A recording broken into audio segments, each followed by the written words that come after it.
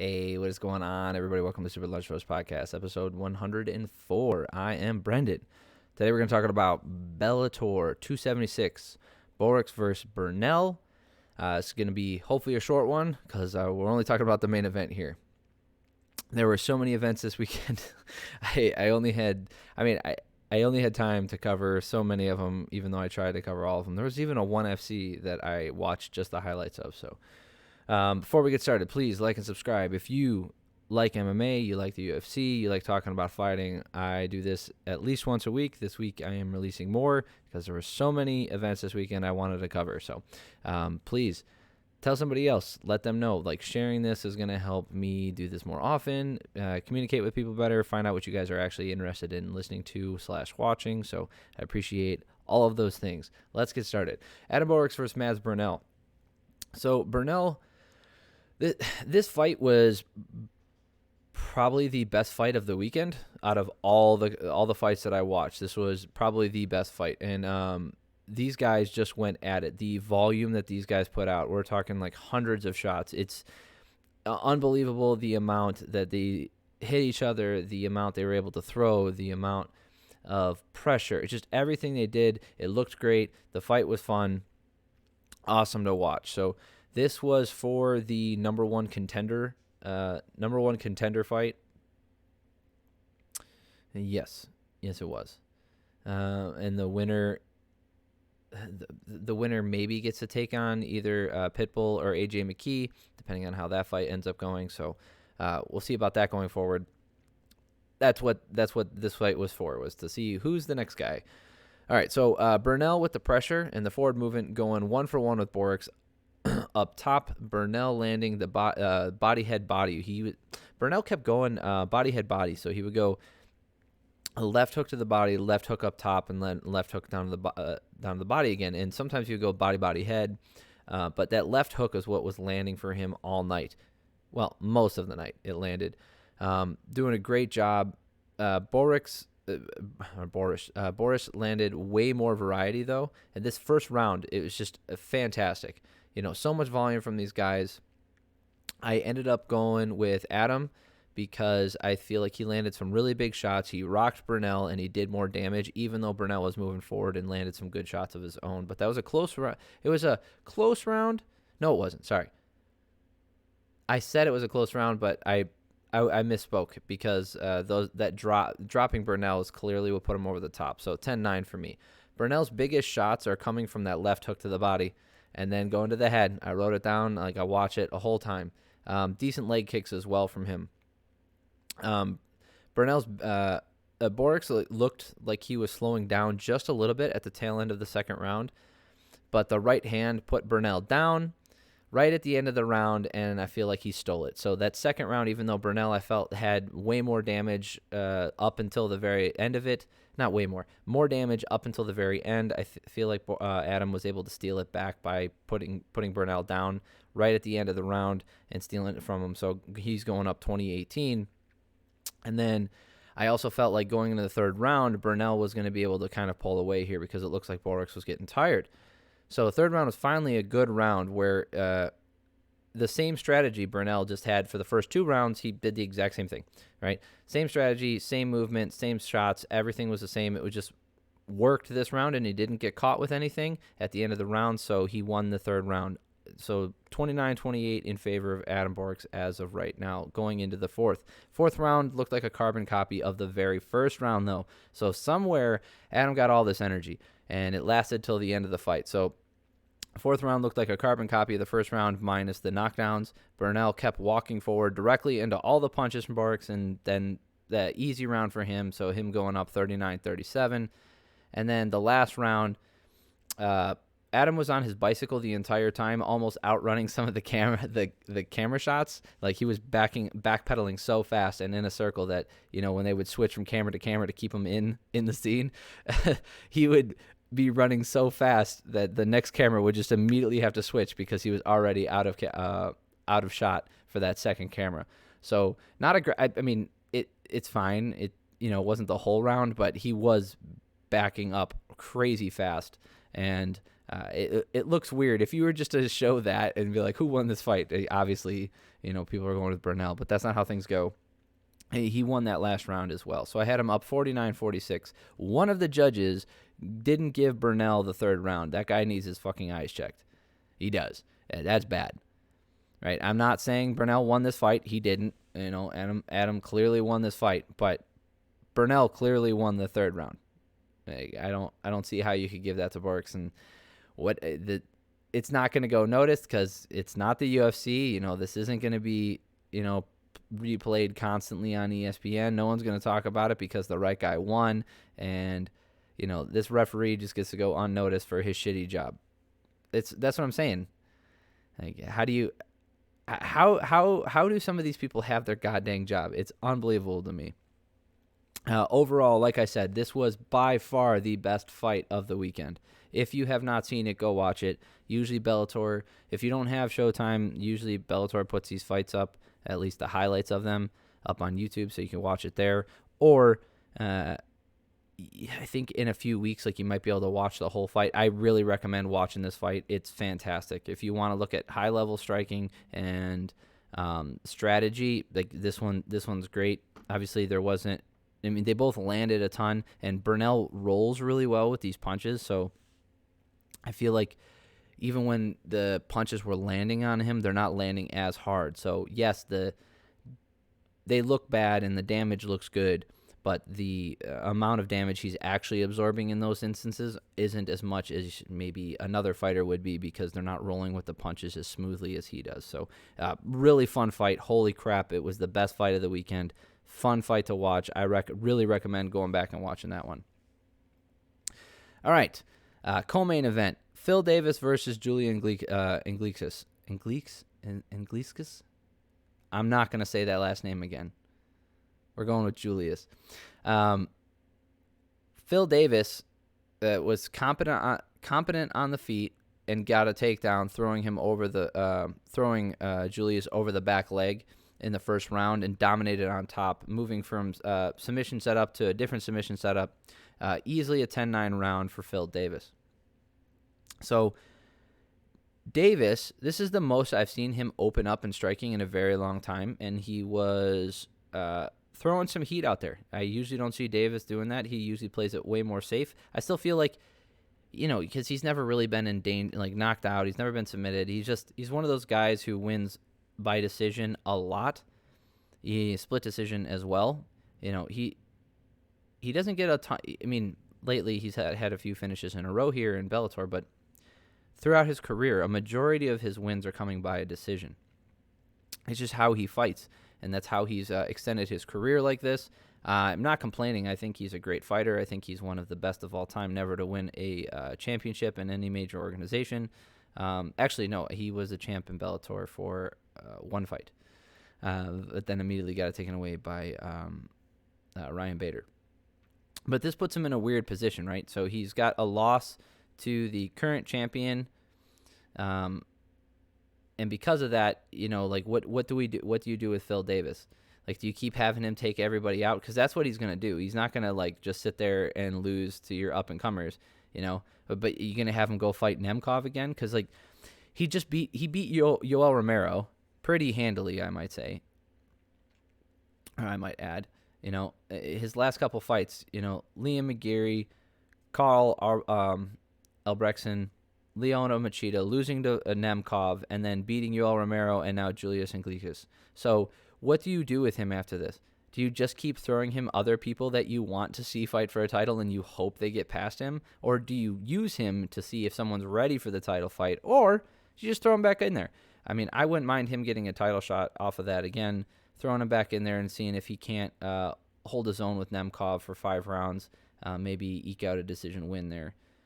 Because Nemkov isn't unbeatable. He's shown weaknesses in the past. Obviously, he got caught by Julius when they fought, so there's a possibility that Davis can beat him, most likely by decision, because that's, like I said, how he wins things. So what do you do with him?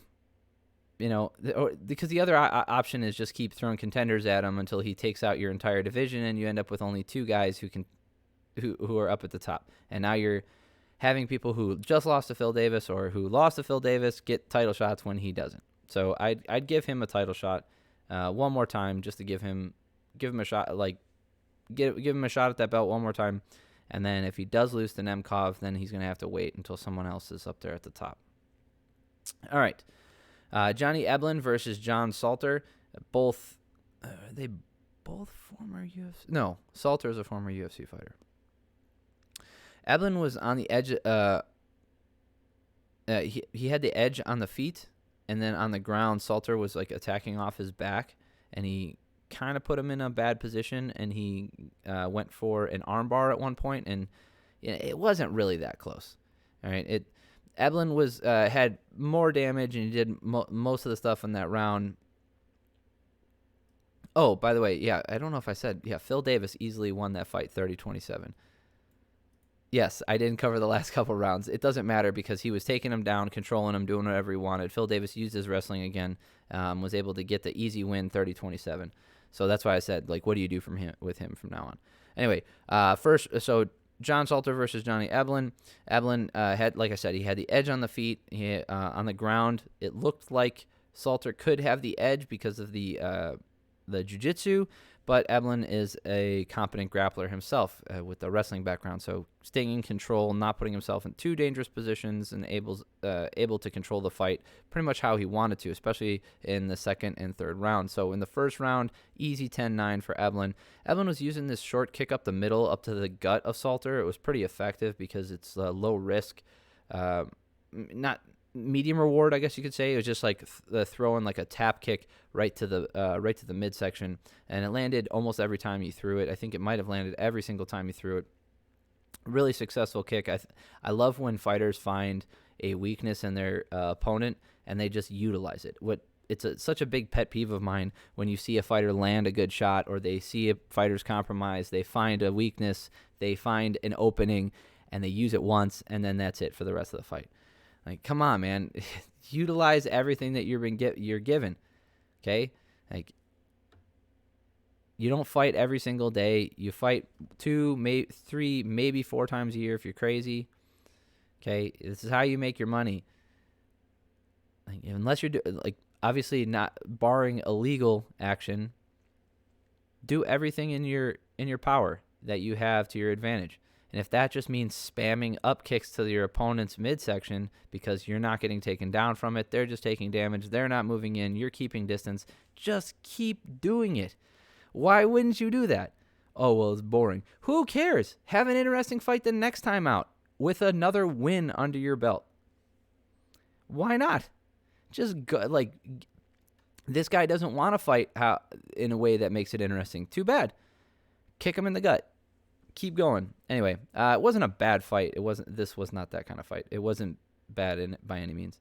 Eblin did more damage on the feet, and he had a little bit of ground control in the second round, 20-18, and then in the third round, more of the same from Eblin, looking like he was in complete control the whole time. Cardio didn't gas. It was fantastic. 30-27. This guy's the real deal. I don't know if necessarily he should be challenging for a title. And I think, you keep throwing these people to Gegard Mousasi, and you're going to take out the whole division.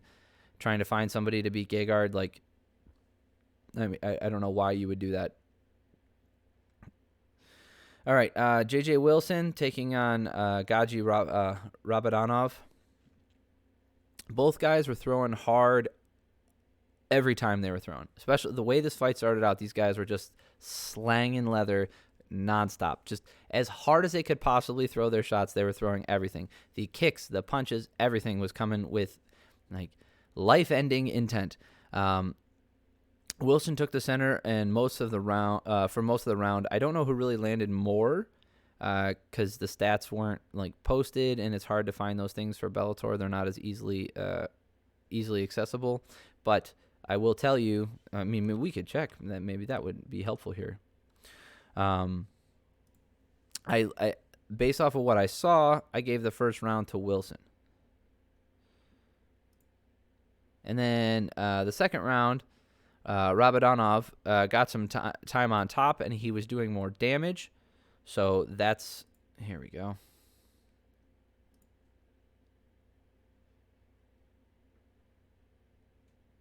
Please don't play that stuff. Oh, maybe not. I don't know. I'm not going to sit here and look for stats. It doesn't matter.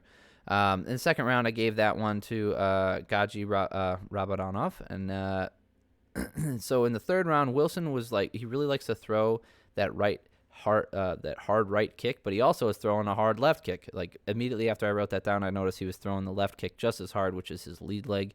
So throws crazy hard kicks, which was interesting because you figured like Rabadanov would be taking advantage of those and getting the takedowns, but he just wasn't. And in my opinion, Rabadanov, finally in the third round, though, Rabadanov focused on getting the takedowns in the third, and then Wilson didn't do enough, and Rabadanov did damage. So the third round wasn't the most interesting, but I gave that one to Gaji, it giving him the win 29-28, and that is exactly how it went. All right, so that was the main card of Bellator. I did watch some of the other ones. Like, it wasn't the most exciting. There's this guy named Romero versus Freddy Sandoval. I think you could probably watch that entire fight because it was a prelim. If you go watch that fight, it's hilarious how they stop it because Cotton gets on top of him, and he's throwing it. First of all, it was like a weird scramble tie-up situation, and they get like twisted around, and Sandoval goes for a leg lock and, you know, abandons it or whatever, and then Cotton ends up on top, and then Sandoval, you know, covers up in the shell on the ground, and Cotton starts throwing big ground and pound, but exactly 0 of those shots landed. You know, some of them landed to the forearm. Some of them might have landed over here, like on the side, not clean to the head, right? But like maybe to the neck area. A couple of them landed. And then when he posted up and started throwing more, some of them landed to the leg. Some of them landed to the shoulder. Some of them missed completely. None of them landed, but the referee was like, okay, stop it. Now, in this situation, you know, Freddy Sandoval is also 5-7, by the way, so clearly they were feeding him to him. They weren't interested in, you know, Cotton losing because he's 6-0 now, so they're trying to push him up as a top contender here. Sandoval clearly didn't want to be in there, so I'm not mad at the stoppage necessarily. But I think it's hilarious that a guy like that, or a fight like that, gets stopped because no punches were landing. None. 0. No damage was being done. You know, if you just punch someone in the leg repeatedly, are they going to stop that fight? No. Well, if you punch someone in the forearms, when my forearm's down here, are they going to stop that fight? No. So then why are they stopping it because of that? Oh, because he's just covering up and not defending, not fighting back. Okay, maybe he's waiting for him to tire himself out in another situation, especially if the guy's not landing. Like, maybe that's why he never reached up and grabbed the guy to stop his postures, because the guy's not landing, so I'm going to let him just keep punching my freaking legs and shoulders. I don't give a shit. This is like a massage. Like, I don't care. It's so stupid. I've seen it happen in the UFC before. One time it was Francis Ngannou did it. He put a guy on the ground and, he landed a big shot to put him there, but then the ending sequence, he landed absolutely 0 of those punches, and the fight got stopped. So I've seen it happen before, and I'm sure it'll happen again. I just think it's stupid. Anyway, that is it for this card. I'm not going to go over every other fight on this one. Next video is going to be the UFC card. I will be covering a UFC Fight Night card. Please like and subscribe if you made it this far. I really appreciate it. It means a lot to me. Please share this video with other people. Let them know, like, hey, you know, if you like Bellator, he's covering the Bellator fights now, whatever. If you would like me to cover more Bellator fights, if you'd like me to cover some, my last video was just on the Eagle FC. I just posted one for that. If there's other organizations that you guys are really interested in, and there's a lot of traffic going towards them, and there's just not a lot of coverage, because I know, like I said in the last video, there's a lot of saturation when it comes to the UFC coverage. Everybody covers it. So if you're more interested in other people talking about other stuff, I am more than willing to do it. I'm watching the fights anyway.